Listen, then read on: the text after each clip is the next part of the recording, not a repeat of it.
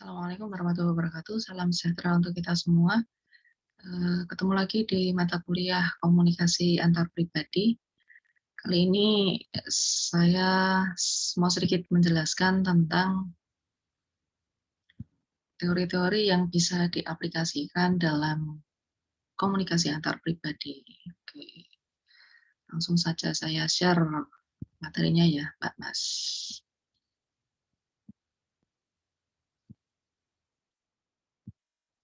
Oke, ini ya materi kita hari ini. Sebelum membahas teori-teori apa saja yang ada di konteks komunikasi antar pribadi, lebih dulu saya mengingatkan Mbak Mas yang barangkali sudah pernah mendapat informasi ini sebelumnya ya, dari Bu Muria Endah di mata kuliah pengantar ilmu komunikasi ataupun di mata kuliah teori komunikasi. Oke, jadi pada dasarnya kajian ilmu komunikasi itu membahas tentang 7 konteks. Secara sosiopsikologis, secara sibernetika atau cybernetics, secara semiotika atau semiotics, secara phenomenological atau fenomenological ya, secara kritikal atau kritis, secara retorik atau retorikal, dan secara sosiocultural atau sosial budaya ya. Nah, kenapa ini saya kemukakan kembali? Karena ini berhubungan dengan teori-teori yang akan kita bahas dalam konteks komunikasi antar pribadi. Jadi masing-masing teori yang kita bahas nanti itu bersumber dari 7 tradisi dalam teori komunikasi. Ini adalah tradisi keilmuan ya.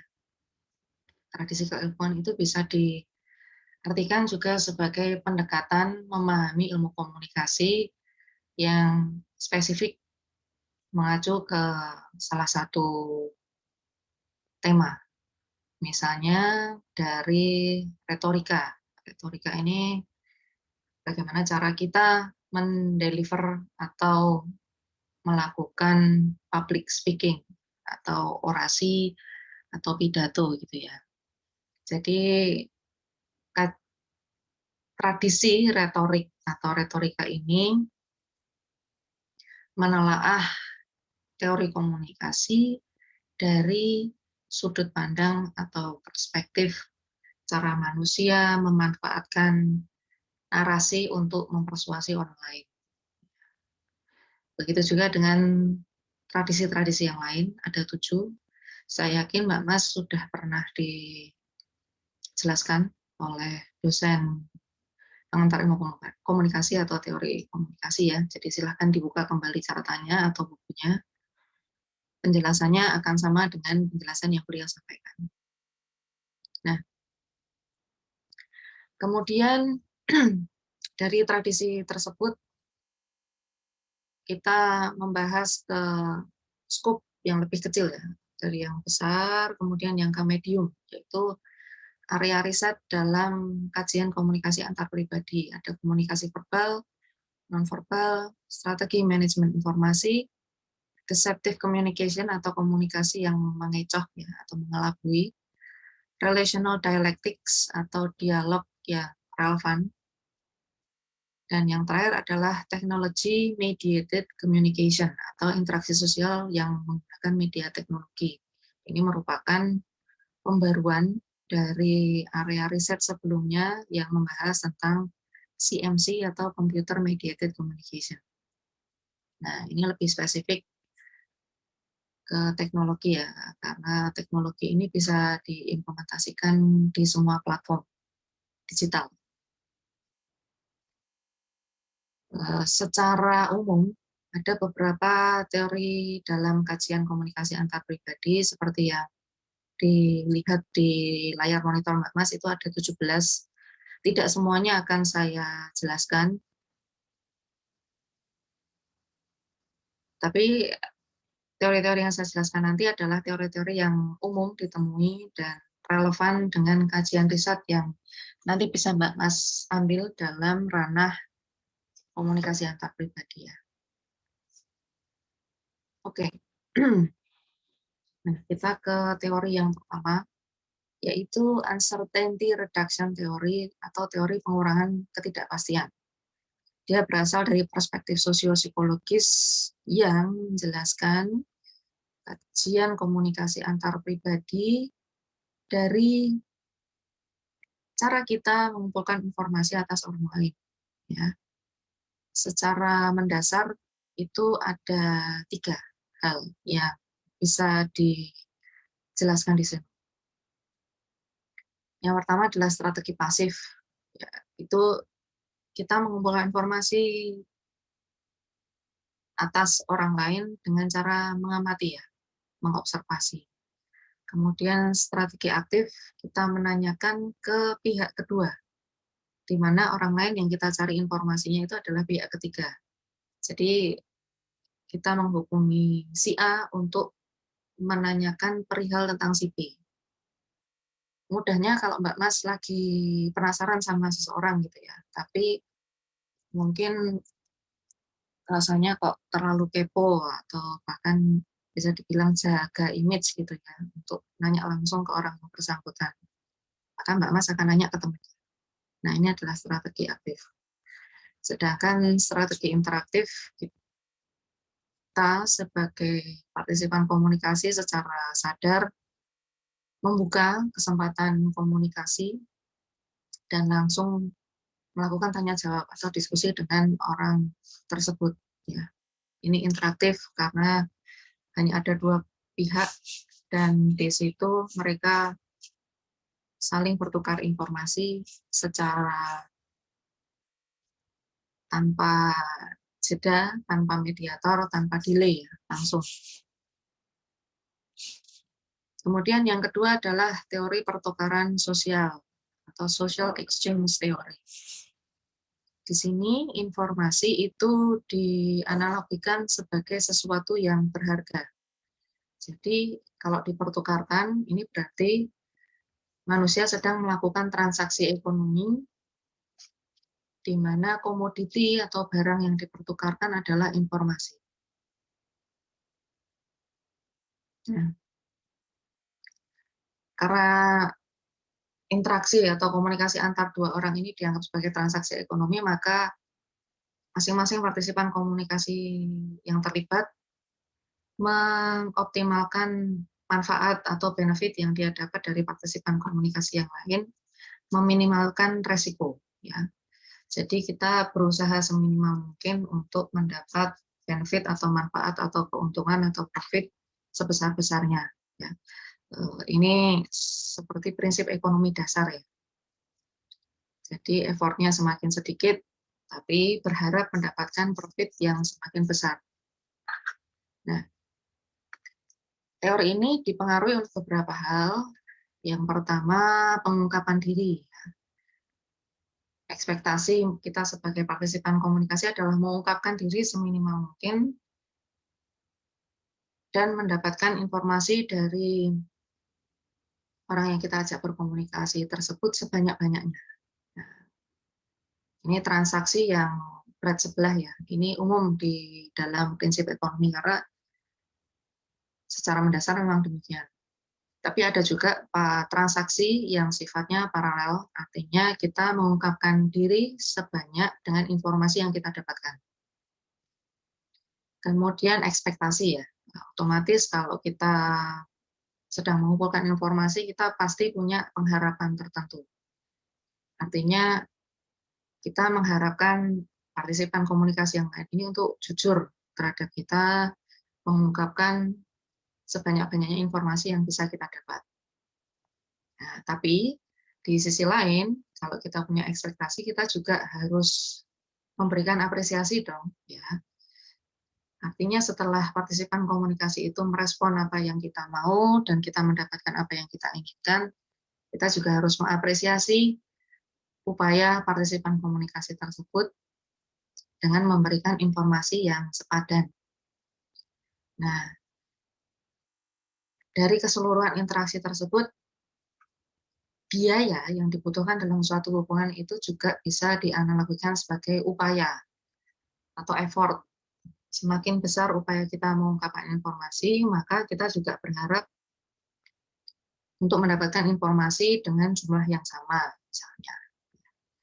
Jadi, pertukaran informasi itu dianalogikan sebagai pertukaran komoditi atau transaksi ekonomi.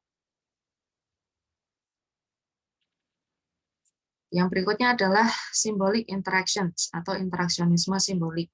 Dia berasal dari perspektif socio-cultural. Nah, ini mungkin berkaitan dengan kajian lain ya, misalnya retorik, semiotik gitu ya, bahwa makna dan aturan atau struktur yang berkembang dalam masyarakat itu tercipta melalui interaksi. Dari interaksi tersebut kemudian muncul suatu kesepakatan, baik itu yang tertulis maupun tidak tertulis. Misalnya, di masa pandemi ini ada aturan dari WHO dan Departemen Kesehatan Indonesia, anjuran untuk menjaga jarak gitu ya. Nah, kadang kita suka melihat kalau di tempat umum, kemudian ada tempat yang digunakan untuk transaksi di situ, misalnya kasir gitu ya, akan ada batas jarak antara satu transaksi dengan transaksi yang lain, misalnya kurang lebih 1 meter. Nah, karena ini di masa pandemi, dan itu sudah disarankan oleh WHO, maka kalau ada orang yang bergerombol, berdesakan, maka kita akan sedikit bertanya-tanya ya, sudah ada aturannya, kenapa aturannya dilanggar?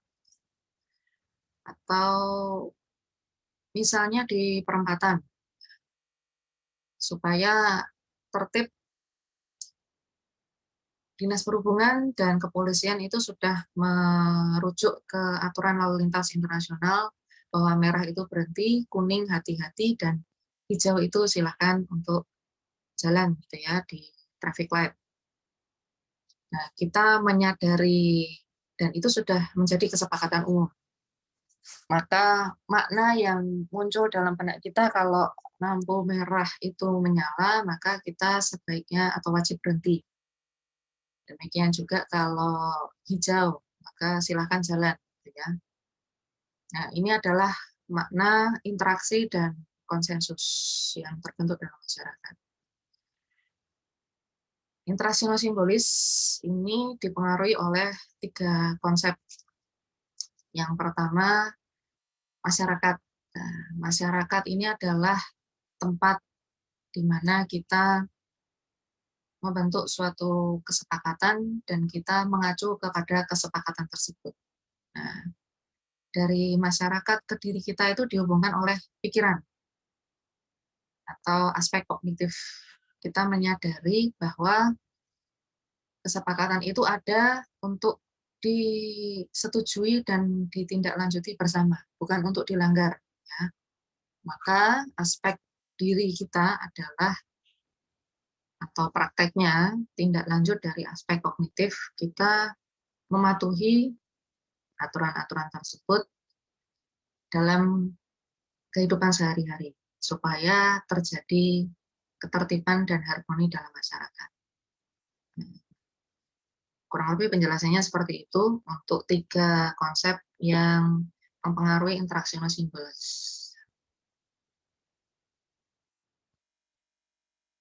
Oke, berikutnya adalah teori penetrasi sosial.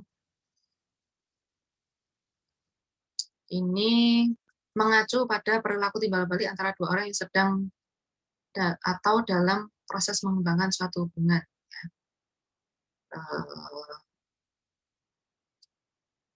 Pemahamannya hampir sama dengan teori pertukaran sosial atau social exchange theory. Jadi transaksi itu terjadi dalam suatu pembentukan hubungan. Nah, Social penetration theory ini lebih spesifik membahas tentang pengungkapan diri seseorang ke orang lain yang diajak berkomunikasi atau self disclosure ya.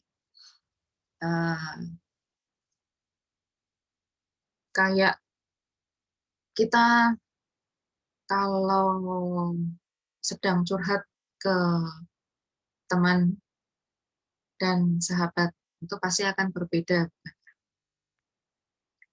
Kita menganggap hubungan persahabatan itu sebagai hubungan yang kita rela mengeluarkan biaya sebesar apapun, ya. Karena sudah ada suatu kepercayaan yang terjalin antara individu-individu yang tergabung dalam hubungan persahabatan tersebut. Nah, maka kita tidak menganggap pertukaran informasi itu sebagai sesuatu yang perlu dihitung. Nah, lain halnya kalau Mbak Mas misalnya lagi PDKT sama orang yang mungkin sudah dikenal gitu ya, atau orang yang membuat Mbak Mas tertarik gitu. Nah, biasanya kita mengungkapkan diri pada saat keinginan kita tercapai. Misalnya kita ngajak dia ngedate. Nah, kemudian setelah ngedate, setelah interaksinya berjalan dengan lancar, suasananya mendukung gitu ya. Nah, maka muncul keinginan untuk lebih mengenal satu sama lain. Nah, ini tadi hal-hal yang saya sebutkan ya, stabilitas suasananya mendukung. Maka kita akan mencari kepuasan. Kepuasannya karena masih dalam tahap awal, kita berusaha mengenali lawan bicara kita dengan lebih baik. Misalnya nanya hobinya apa, kemudian berapa bersaudara, kemudian orang tua kerja di mana gitu ya. Kalau kita mendapatkan hasil yang relevan, maka kita akan merasa puas. Kemudian kalau hubungan ini berkembang, maka akan meningkat standar stabilitas. Katakanlah orang yang lagi pacaran dan orang yang sudah menikah, itu standar stabilitasnya pasti akan berbeda. Orang yang berpacaran itu mengartikan stabilitas dengan keterbukaan satu sama lain dan frekuensi bertemu, gitu ya, frekuensi untuk jalan bareng. Sementara orang yang sudah menikah ini stabilitas itu bisa dimaknai dalam beberapa hal, misalnya stabilitas keuangan, kemudian stabilitas emosi, yang antara lain ditunjukkan oleh rasa saling percaya, rasa saling terbuka, begitu ya. Nah, kepuasan ini ditentukan oleh banyak hal. Misalnya puas secara finansial, artinya baik suami maupun istri itu merasa mereka berkontribusi secara berimbang, berkontribusi secara sesuai dengan porsinya. Gitu ya. Kepuasan lain misalnya kalau yang satu menerima promosi atau kenaikan jabatan, maka yang lain akan suportif terhadap kebahagiaan pasangannya. Kepuasan lain ini juga bisa dimaknai kalau mereka sudah bisa menjalankan ibadah, misalnya sholat berjamaah setiap waktu. Nah, ini juga bisa dikategorikan sebagai kepuasan. Nah, social penetration theory ini fokusnya pada pengembangan hubungan. Semakin berkembang suatu hubungan, maka semakin tinggi standar dari 3 indikator yang saya jelaskan tadi, yaitu hasil yang relevan atau sepadan, kemudian stabilitas dan kepuasan. Teori berikut adalah manajemen privasi dalam komunikasi. Fokusnya adalah bagaimana seseorang itu memberikan batasan pada ruang publik dan ruang privatnya, ya. Kemudian itu relevan dengan bagaimana cara seseorang menegosiasikan keterbukaan dan privasi. Nah, kita langsung ke faktor yang mempengaruhi saja. Jadi sebagai individu kita pastinya punya batasan mana informasi yang boleh di-share untuk publik dan mana yang hanya bisa dibagikan untuk orang-orang yang kita anggap penting, misalnya sahabat, pasangan, orang tua, atau saudara kandung. Pada saat kita membagikan informasi tersebut, maka kita sudah sepakat secara langsung, kita sudah menyepakati bahwa informasi itu juga menjadi milik orang yang mendengar informasi tersebut. Nah, disinilah information co-ownership. Misalnya saya share ke B, maka si B ini akan menjadi co-owner atau pemilik kedua dari informasi saya. Nah, manajemen privasi ini akan terganggu apabila B itu memutuskan untuk membagikan informasi tersebut ke orang lain atau ke beberapa orang lain tanpa menanyakan persetujuan kepada saya atau A, gitu ya. Maka terjadi boundary turbulence atau gangguan terhadap batasan. Nah, jadi manajemen privasi ini mengingatkan kita untuk lebih berhati-hati mengatur batas publik dan privat dari suatu informasi. Cognitive dissonance theory. Pada dasarnya fokus pada bagaimana manusia selalu berusaha untuk mengurangi ketidaknyamanan kognitif atau disonansi kognitif. Disonansi di sini bisa dipahami sebagai gangguan pemikiran atau ketidaknyamanan pemikiran. Bukan secara psikis atau mental, tapi lebih secara bagaimana kita mengelola komunikasi antar pribadi antara kita dengan orang lain. Nah,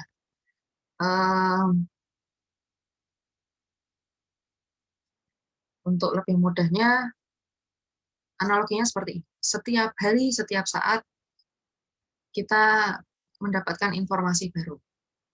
Nah, baru menurut kita itu belum tentu sama dengan baru menurut orang lain. Karena itu kita punya kategori, sasi, atau batasan masing-masing. Nah, karena ini informasi yang baru, maka kita memiliki keterbatasan informasi tambahan untuk bisa memahami informasi baru tersebut secara lebih menyeluruh, secara lebih komprehensif ya. Nah, jadi kita kalau ditanyain orang lain, kemungkinan kita akan merespon, ini baru baca, aku barusan tahu, saya baru saja mendengar, jadi saya belum punya informasi lebih lanjut. Gitu. Nah, ini adalah reaksi atau respon yang normal pada saat kita menerima informasi yang baru, kemudian kita share ke orang lain, dan kebetulan informasi tersebut itu juga baru ke dia, maka dia akan menanyakan informasi-informasi tambahan ke kita. Karena kita baru tahu, ya maka kita punya keterbatasan informasi. Maka cara untuk mengurangi disonansi kognitif atau gangguan dalam aspek kognitif kita, yaitu keterbatasan informasi, kita bisa memfollow up atau menindaklanjuti informasi baru tersebut dengan beberapa cara. Misalnya mencari informasi tambahan, karena sekarang itu kan informasi sangat bebas diakses ya. Maka kita akan memilih dari sekian banyak informasi itu, informasi mana yang kita pahami paling mudah dalam waktu singkat misalnya. Nah, itulah exposure, perhatian, dan interpretasi. Terpaan selektif, kita akan dari sekian banyak informasi yang menghampiri kita akan memilih beberapa di antaranya saja. Nah, exposure itu terpaan, nah, informasi yang datang bertubi-tubi, misalnya lewat media sosial. Kemudian, nah dari sekian banyak alternatif, kita hanya memilih 1, 2, atau 3. Ini adalah perhatian yang selektif. Dari sekian banyak kita milih 3 di antaranya. Kemudian dari 3 informasi tersebut yang mungkin berbeda-beda gitu ya, kita memahaminya, di sinilah yang disebut sebagai implementasi dari interpretasi selektif. Setelah kita memahami, kemudian kita menumbuhkan suatu pemaknaan atau suatu pemahaman berdasarkan apa yang kita baca gitu ya. Nah, interpretasi atau pemaknaan ini tentu saja juga dipengaruhi oleh beberapa hal. Misalnya pengetahuan yang sudah kita miliki, yang sudah tertanam di kognisi, kemudian pengalaman yang sudah pernah terjadi pada kita. Frame of reference dan field of experience. Frame of reference, pengetahuan yang sudah kita miliki, kemudian field of experience, pengalaman yang sudah terjadi pada kita. Nah, dari situlah kita bisa menambahkan informasi-informasi yang lebih baru untuk melengkapi informasi awal yang kita sampaikan ke lawan bicara tadi.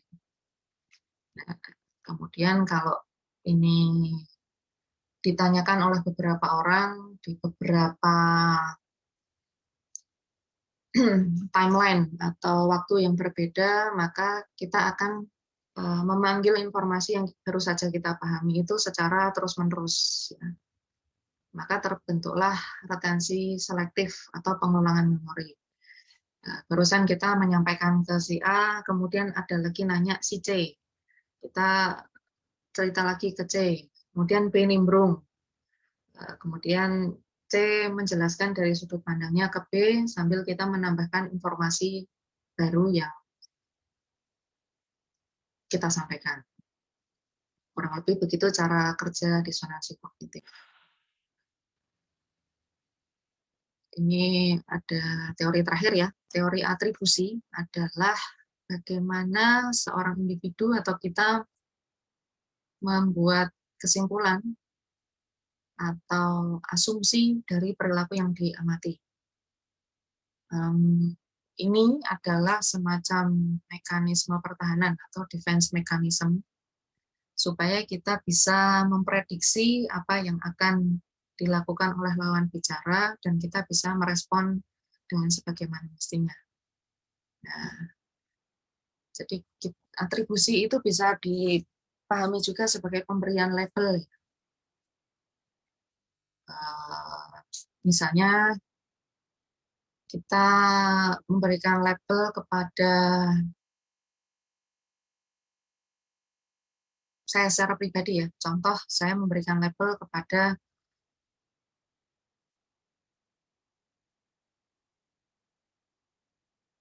orang yang beragama lain, misalnya orang yang beragama Konghucu sebagai minoritas, karena memang persentasenya lebih sedikit daripada pemeluk agama Islam. Atau Mbak Mas memberikan label kepada teman-teman kita di luar sana yang punya orientasi seksual sesama jenis itu sebagai anggota dari komunitas queer atau LGBTQ ya. Kemudian kita memberikan label kepada teman-teman yang melakukan operasi untuk menyesuaikan orientasi seksual itu sebagai teman-teman transgender. Ya. Nah, dalam memberikan label yang paling pertama dan yang paling utama, kita mengamati perilaku atau tindakannya.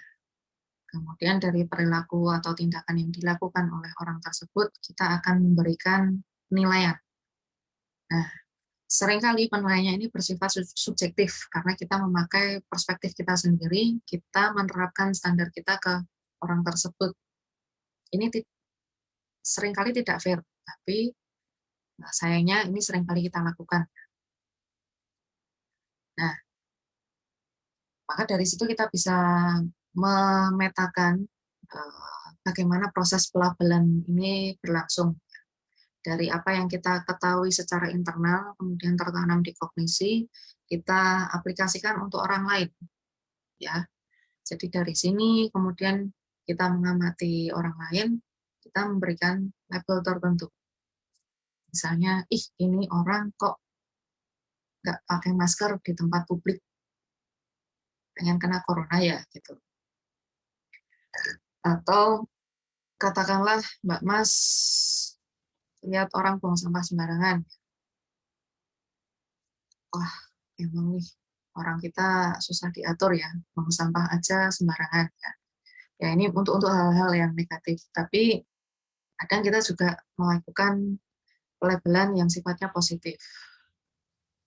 Misalnya kita lihat ojek, bapak-bapak ojol gitu ya, meskipun antri dan apa beresiko untuk terpapar COVID, mereka tetap beliin pesanan para ARMY, gitu. Paket McDonald BTS gitu ya. Hari kemarin sempat viral di beberapa kota di Indonesia. Kalau saya pribadi sebagai orang yang bukan ARMY dan lebih memilih untuk saving uang saya ke hal-hal yang lebih fundamental, lebih basic, lebih pokok gitu ya. Wah, kok repot banget sih. Padahal juga beli paketan McD gitu. Saya secara subjektif akan bilang seperti itu. Kenapa harus hype and happening gitu ya, hype and happening.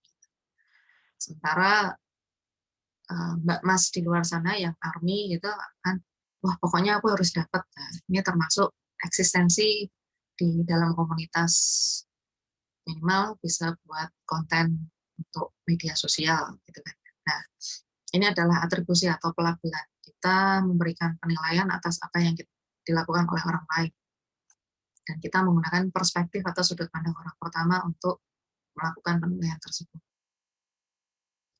Mungkin ini yang bisa saya sampaikan di kesempatan kali ini, Mbak Mas. Untuk lebih lanjut, Mbak Mas bisa cek referensi-referensi berikut ya. In case di kemudian hari Mbak Mas akan mempelajari komunikasi antar pribadi lebih intens, misalnya untuk nulis skripsi, Mbak Mas bisa merujuk ke referensi-referensi berikut. Mudah-mudahan materi yang saya sampaikan kali ini bermanfaat untuk pengembangan pengetahuan Mbak Mas ya. Mohon maaf kalau ada kesalahan dalam penyampaian ataupun ketidaknyamanan. Terima kasih sudah join. Billahi taufik wal hidayah. Assalamualaikum warahmatullahi wabarakatuh. Salam sejahtera untuk kita semua.